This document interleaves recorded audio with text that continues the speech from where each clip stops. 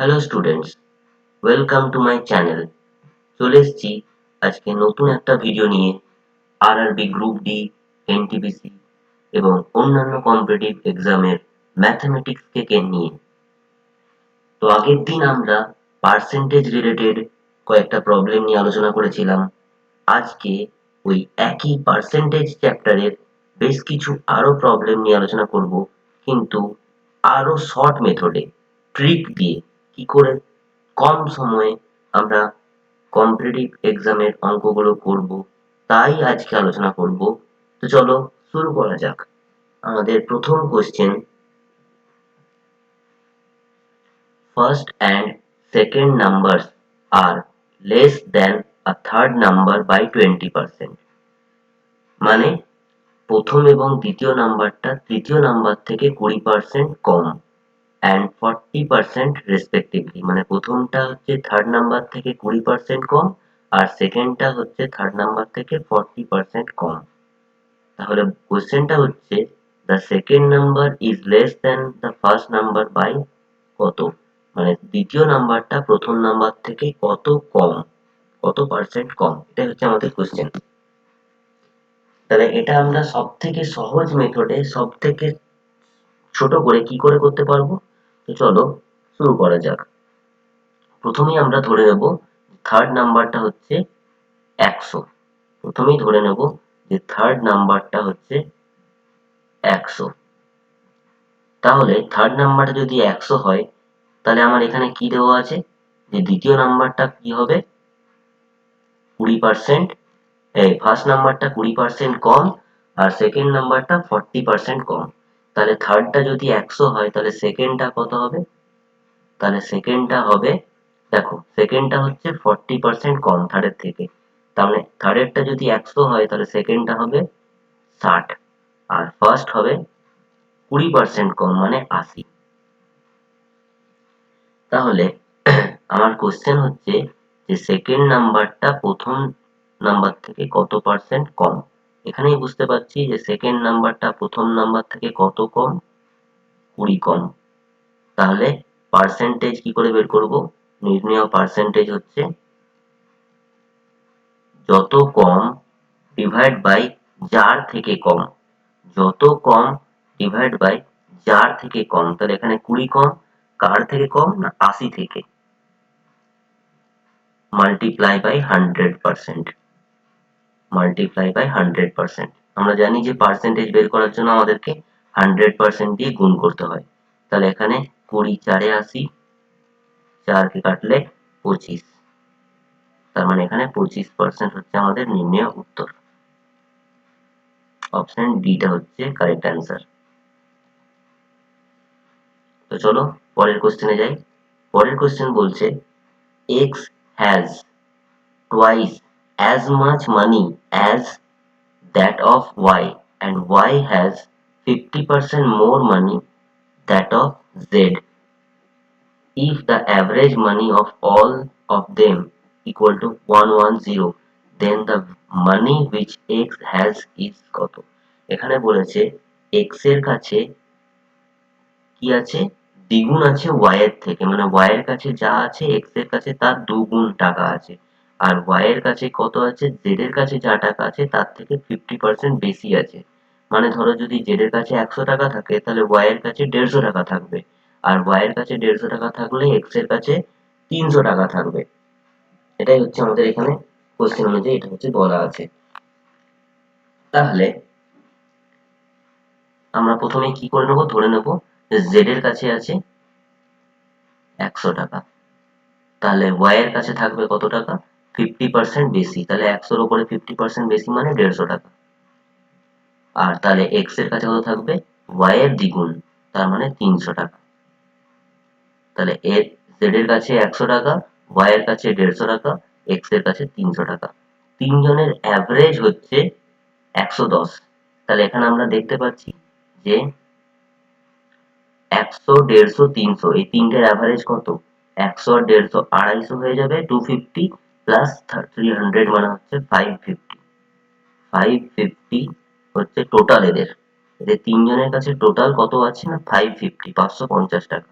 তাহলে অ্যাভারেজ কত 550/3, এইটা হচ্ছে তিনজনের অ্যাভারেজ। কিন্তু কোশ্চেনে বলা আছে তিনজনের কাছে অ্যাভারেজ কত আছে 110, তার মানে এই ভ্যালুটাই হচ্ছে 110। আমাদের প্রশ্ন অনুযায়ী এই যে অ্যাভারেজটা আমরা বের করলাম অ্যাকর্ডিং টু দ্য কোশ্চেন, এই যে অ্যাভারেজটা 100, 150 আর 300, এই তিনজনের যে অ্যাভারেজটা এইটাই দেওয়া আছে 110। আমাদেরকে বের করতে হবে এক্স এর কাছে কত আছে, মানে 300 ভ্যালুটা কত। এই যে 300 এর ভ্যালুটা কত, যদি এই ভ্যালুটা 110 হয় তাহলে 300 কত আমাকে বের করতে হবে। তাহলে এখান থেকে আমরা ঐকিক নিয়ম অনুযায়ী একের ভ্যালু বের করব।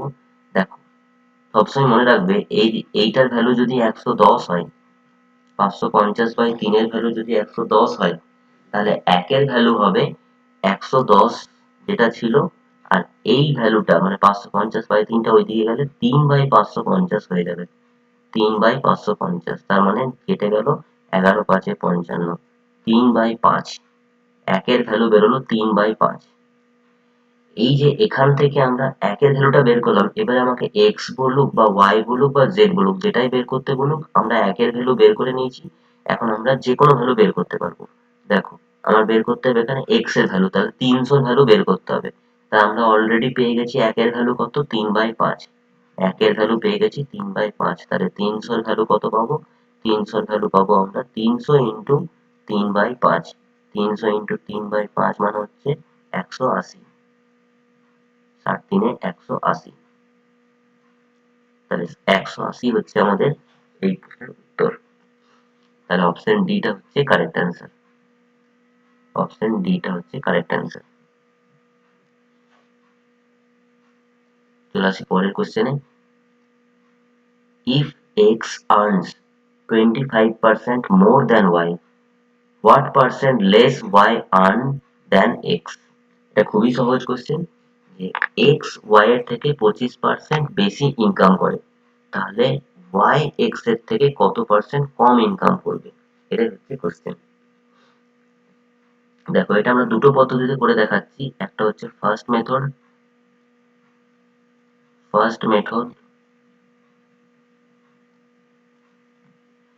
মেথডে হচ্ছে আমরা ডাইরেক্ট লিখতে পারবো যে রিকোয়ার্ড পার্সেন্টেজ কত হবে,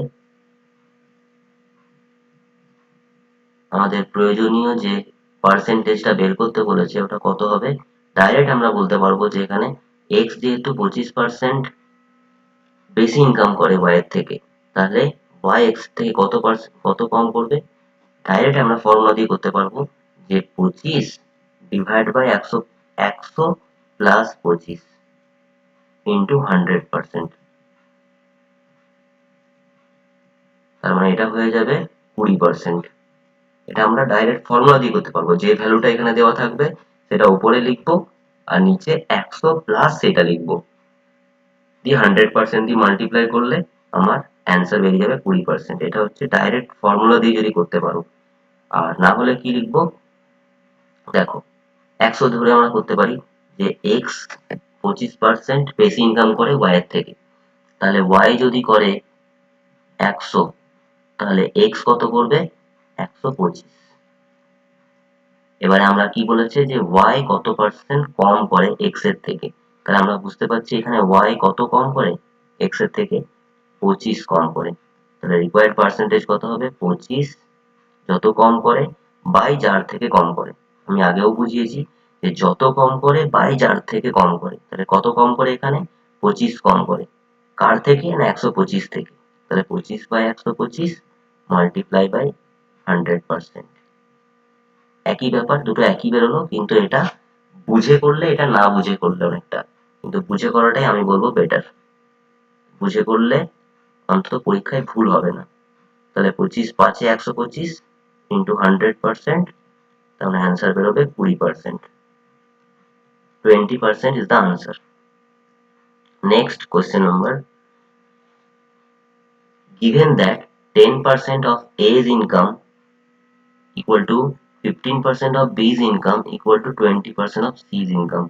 দেখো এখানে কি বলেছে 10% of A, তো এটাকে আমি 10 এ লিখলাম, equal to 15% of B, 15B লিখলাম, equal to 20% of C, direct লিখলাম 20C। এখন এখন এখানে আমরা কি লিখবো, দেখো এই জিনিসটা আছে 10a ইকুয়াল টু 15b, তাহলে এখান থেকে আমরা কি লিখতে পারবো, a ইজ টু b কত লিখতে পারবো, a ইজ টু b লিখতে পারবো। দেখো ভুল করো 10 ইজ টু 15 করো না, কেন না, a ইজ টু b মানে কি a বাই b, এবারে a বাই b কত হলে 10a ইকুয়াল টু 15b হবে, 15টা b এর সাথে গুণ আছে, তার মানে 15টা এই দিকে হবে, তবে আমরা কোনাকুনি গুণ করে 10a ইকুয়াল টু 15b লিখতে পারবো। দেখো ভালো করে 10a, তাহলে a is to b কত বেরোলো 15/10, a is to b কত বেরোলো 15/10, a is to b বেরোচ্ছে 15/10, তাহলে এখানে আমরা কি হবে a is to b হয়ে যাবে 15/10 মানে 15:10। একই রকম করে b is to c কত হবে, b is to c হয়ে যাবে 20:15। এখন আমাদের এই দুটো থেকে যখন এরকম দুটো রেশিও দিয়ে দেবে, এখান থেকে direct a is to b is to c বের করার নিয়ম কি, direct a is to b is to c বের করার নিয়ম হচ্ছে প্রথমে এই দুটো গুণ করব, মানে 15 আর 20 হয়ে যাবে 300 is to এই কোণাকুনি এই দুটো গুণ করব, 20 ইন্টু 10 মানে হচ্ছে 200 হয়ে যাবে 200 is to এই দুটো গুণ করব 10 ইন্টু 15 মানে 150 150। তাহলে কি করলাম, প্রথমে এই দুটো গুণ করতে হয়, তারপর কোণাকুনি গুণ করতে হয়, তারপর এইভাবে গুণ করতে হয়, তাহলে আমরা দুটো এরকম করে দুটো রেশিও দেওয়া থাকলে, দুটো অনুপাত দেওয়া থাকলে সেখান থেকে ডাইরেক্ট এই অনুপাতটা বের করার নিয়ম হচ্ছে প্রথমে এইভাবে লম্বালম্বি গুণ করব, তারপরে কোণাকুনি গুণ করব, তারপরে এইভাবে লম্বালম্বি গুণ করব, তাহলে এটা আমার অনুপাতটা বেরিয়ে যাবে 30:20:15, মানে ডাইরেক্ট লিখতে পারবো 6:4:3, এখান থেকে ডাইরেক্ট লেখা যাবে 6:4:3, 50 দিয়ে কাটলে। এবারে কি দেওয়া আছে, টোটাল ইনকামটা দেওয়া আছে 7,800, তাহলে এখানে টোটাল তিনজনের টোটাল কত হচ্ছে, a plus B plus C করলে 6 আর 4 10 আর 3 13, টোটাল হচ্ছে 13 আমাদের এখানে বেরোচ্ছে, এই অনুপাত অনুযায়ী টোটাল বেরোচ্ছে 13, তাহলে 13 এর ভ্যালু দেওয়া আছে 7,800, 13 এর ভ্যালু দেওয়া আছে 7,800, আমাকে বের করতে হবে একের ভ্যালু কত, তাহলে একের ভ্যালু হয়ে যাবে 7,800 ডিভাইড বাই 13, তার মানে হয়ে যাবে 600। এবারে একের ভ্যালু পেয়ে গেলে আমরা a দিলেও বের করতে পারবো, b দিলেও বের করতে পারবো, c দিলেও বের করতে পারবো, আমার বের করতে হবে b এর ইনকাম। তাহলে এখানে b এর ইনকাম আমরা অনুপাতে কত পেয়েছি, এই যে 13টা এসছে কোথা থেকে, এখান থেকে এসছে, এখানে b এর ভ্যালু কত 4, তাহলে এখানে b এর ভ্যালু 4 মানে একের ভ্যালু যদি 600 হয় তাহলে 4 এর ভ্যালু কত আমাকে বের করতে হবে, তাহলে 4 এর ভ্যালু হবে 4 ইন্টু 600, 4 ইন্টু 600, তার মানে হয়ে যাবে 2400, তাহলে বি এর ইনকাম কত হয়ে গেল 2400, মানে অপশন সি টা হয়ে যাবে অ্যান্সার, অপশন সি টা হয়ে যাবে অ্যান্সার।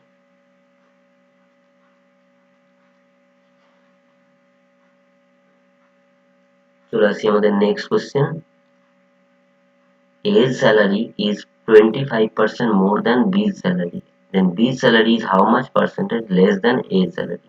এটা আমরা আগে একটা অঙ্ক করলাম ওটার মতোই, এর আগে একটা অঙ্ক করলাম, ওখানে কি বলেছিল,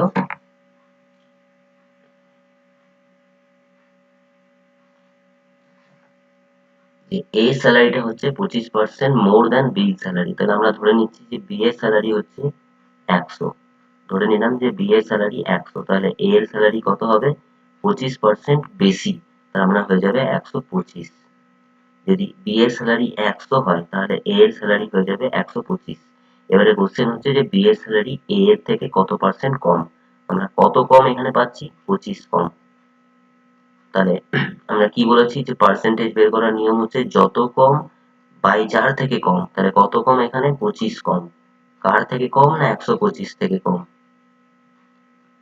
ইন্টু 100%, তাহলে হয়ে গেল 25 কে 5 দিয়ে গুণ করলে 125, 5 কে 20 দিয়ে গুণ করলে 100, তাহলে 20% হচ্ছে আমাদের এই প্রশ্নের উত্তর, 20%, অপশন এ টা হয়ে যাবে অ্যান্সার। চলো থ্যাংক ইউ, আজকের জন্য এই অবধি, দেখা হচ্ছে পরের ভিডিওতে, যদি কোনো অসুবিধা থাকে তাহলে তোমরা কমেন্ট সেকশনে জানাও, আর চ্যানেলে নতুন হলে প্লিজ চ্যানেলটা সাবস্ক্রাইব করে দিও আর নোটিফিকেশন বেলটা অন করে দিও, যাতে এরকম ভিডিও তোমরা বারবার আগের থেকে পেয়ে থাকো। চলো। দেখা হচ্ছে পরের ভিডিওতে।